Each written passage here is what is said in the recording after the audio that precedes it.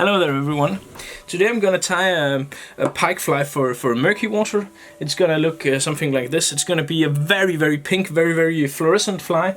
A fly that really has been proven to be quite well for me on the last couple of trips. Basically, well, that's it. Let's just get started. So first of all, I'm gonna start here by applying some tying thread. This is not going to be a very expensive fly. It's going to not contain that many steps.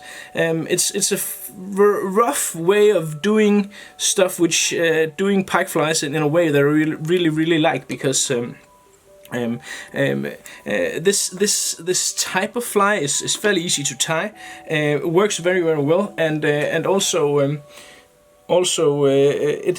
The materials are protected underneath some cone heads, which means that this is a very durable fly. This will last a long time, and it will stand up to the abuse of many pike teeth, which is something I think is rather important as well when it comes to pike flies, because, well, basically they're a bit more expensive to tie than a pheasant tail or something like that. So it's important that they also can stand some abuse of these and some encounters with these pike's teeth before finally being shredded to pieces.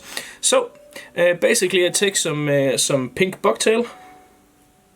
Oh, one thing I wanted to mention while I tie this is, if you haven't subscribed to my channel yet, please do. That would mean a lot to me. Really would mean a lot to me, because well, I like subscribers, and then you will get the notice as soon as I have new tying videos up. So please subscribe to the channel. So like this, I have distributed this bucktail as evenly as I could, and then I'm gonna make a whip finish, because I'm gonna use something else to pull this, to get this to point backwards, like so, like that. The bucktail is good for keeping all the materials standing up, and what I'm gonna do now is I'm gonna take one of these. This is a, whoops, this is a cone head. A cone head from Futurefly, a pretty cool, neat little thing that will fit perfectly on the Futurefly tubes here, and this will help keep the bucktail in the right place, and also it will help protect my materials. So like that. And if I mumbles is just because I need something to hold the thread while I'm re-threading, reattaching the thread here. So I'm gonna. Yeah, you get the gist. Like so. And as you can see, the corona is still there, the bucktail is in place, and still this cone head will add some weight first of all, but it will also help the rest of the material stand out and make this fly a bit more bulky in the water. So I'm gonna take a bundle of big fly fiber, and depending on your, well, I wouldn't say, maybe your casting skills, but also the class of rod you use. If you use a 6-weight, then probably you should not use too much big fly fiber. If you use a 9-weight, you can, well, go to town. But it depends on how big you want your fly, and the bigger the fly you make, the harder it will be to cast. So basically, you can fish pike with any gear or any setup you like. The most important thing is just that you design and you tie your fly so it fit the weight of the rod that you will be using. So I take a bundle of this, something like this, yeah. And then I take this and I again try to distribute it evenly all around the tube here, like so. And as you can see, the cone head in here will help keep the profile of this fly large and bulky and voluminous. So like that. I'm gonna take my scissors. I'm gonna cut all the excess big fly fiber, because that's all the curls there is something that, well, you don't really need, but if you want it you can have it there. But yeah, I cut that off, and a good thing to do now, because big fly fiber is an essential part of this fly, and without this your fly will not look like very much in the water. And the fibers here can be a bit slippery.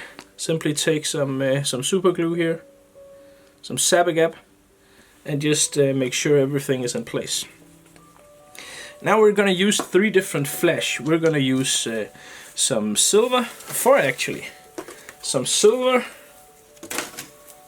some mirror opal lateral scales, some grizzly flash, and finally some Hedron neon flash.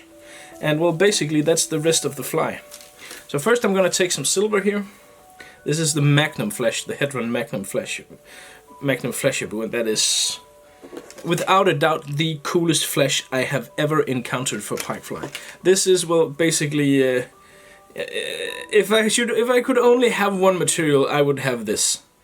Because it's just freaking awesome. So I took this, I cut it off in full length. What I've done, when you open the package, it will have this this strip here attached to the middle. Simply just pull it up into this end, so you get you can use all the 50 centimeters this is. So I take this and I have just pulled out the ends here so they're not completely uniform in length, and then I'm gonna lay this double. But I'm not going to lay it completely double. As you can see here, the ends vary because I want this to be, I do not want this to be completely uniform. Like so. And then I have all these ends here, and I'm going to cut those at a bit different angles as well. So these will not be uniform as well. Like that. I'm gonna simply take my thumb here and my what's that called? Pointing finger? I don't know. It's in Danish. It's pegefinger. So I don't know if it's called pointing finger, but I'm gonna call it that. Please comment me in the commentary. Please tell me in the commentary what it's actually called. And then I'm simply gonna add this, so I have some of this sticking out in front of the fly. We're gonna use that for later, but for now, simply do like this. Then apply some tying thread again, make sure it's there. I'm using a Futurefly 50 DN, which is a very, very nice tying thread. Actually, it's the tying thread I think I use it practically for anything. Salmon flies, anything, and white is, white is just white, so it's good, just go with that. That can be used for practically everything. And then next up is this relatively new and just extremely cool product.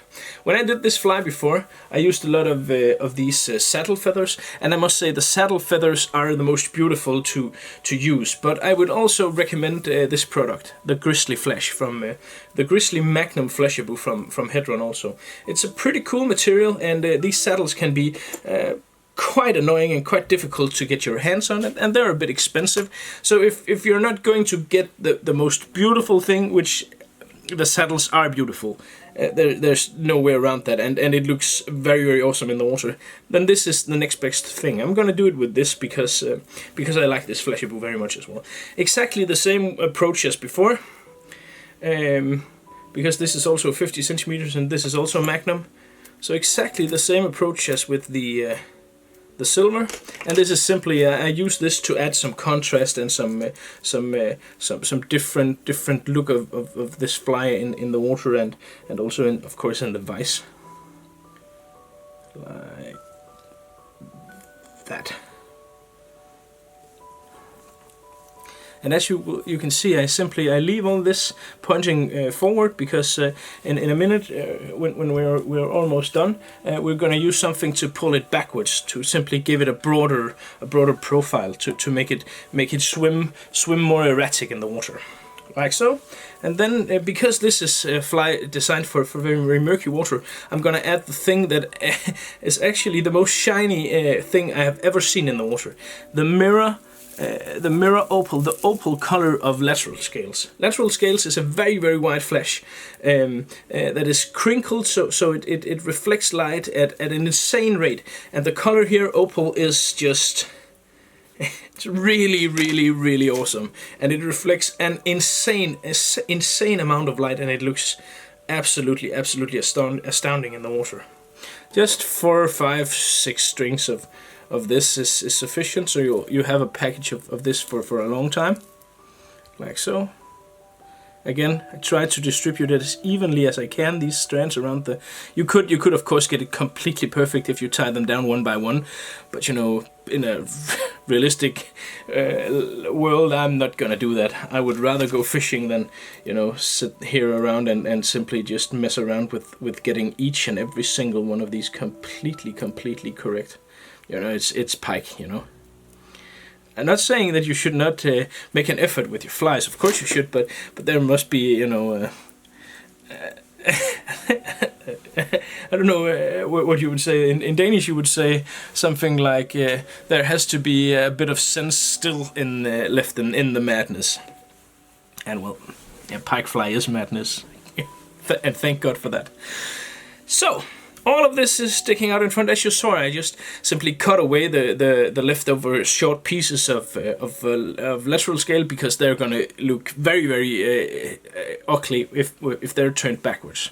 The last thing I'm going to use is I'm going to use this. This is a neon flash, and the same way I did with the Magnum flash, the same way you need to do with this. You need to simply either pull the strip all the way up here so you get a decent length, or simply buy a new strip, attach it here, and then cut away the old one, because this is a bit hard to get the strip all the way up to the top, because this is not as smooth as the Magnum flash is. So I'm gonna cut off a decent amount of this. Again, I'm gonna try to make it so it's not completely uniform in length, like so. I'm just gonna comb it out a bit here, so it looks good, and then we're gonna spread it out again like so. So I will be able to actually get it all the way around here, like that. Gonna tie this down, and this stuff is truly amazing. It's fluorescent like nothing I've ever seen. So if you put your UV light on there, it fluoresces really a lot. A lot of people mess about and cannot see the distinction between fluorescence and UV stuff, and there is a big difference. And all the stuff you see, if you turn your UV light onto it, it's not UV, it's fluorescence, because UV is something that your eyes can't see. So if you can see something with your eye, it's not UV.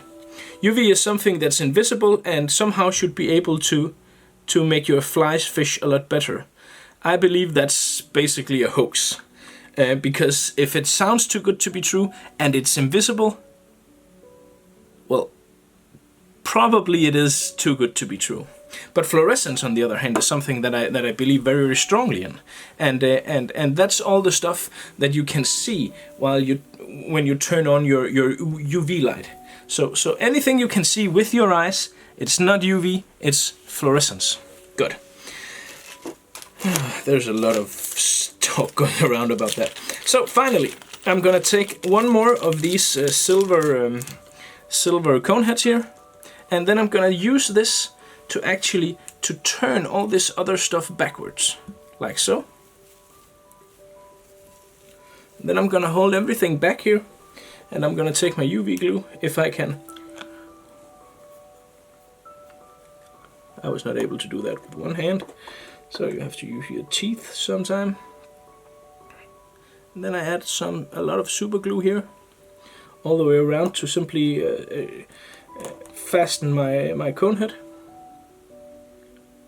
And also to make this fly more durable, more strong, like so. Gonna push the cone head up here, and as you can see now, you'll get a very nice tapered fly that has many different lengths all the way down here towards the end of this fly. Many different lengths. It has a lot of flash and a lot of stuff going on here.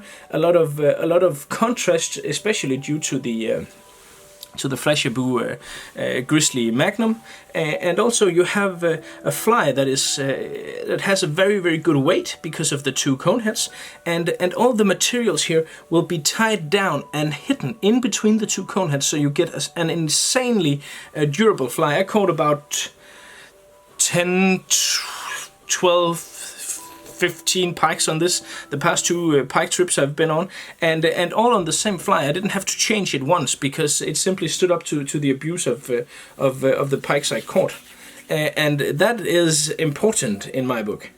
So as you can see here, It's fairly uniform all the way around. It is very refulgent. It has a lot of flash in it.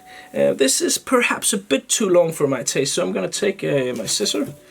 If I can find the right one, the best one for that. My desk is quite messy here. It's a big scissor that can't just, disappear. I'm just going to use this instead then. But a long scissor is preferable to this kind of work. So simply trim it down here, cut down. So I don't cut completely across, because if I did that, it would completely ruin the shape of this fly and the tapering of this fly, like so. And there I have something that really is good. But if you want to add the last details to this, because it is a tube fly, there is something pretty cool you can do to add to this fly, and that is this.